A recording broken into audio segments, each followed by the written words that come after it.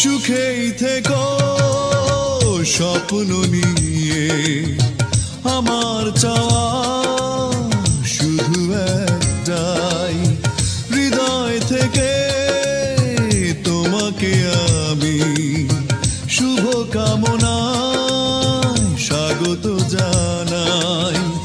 আশার প্রদীপ জ্বালিয়ে রেখো, আমার পৃথিবী থাক আধার কালো। আমার দুঃখের কাহিনী শুনে কি হবে,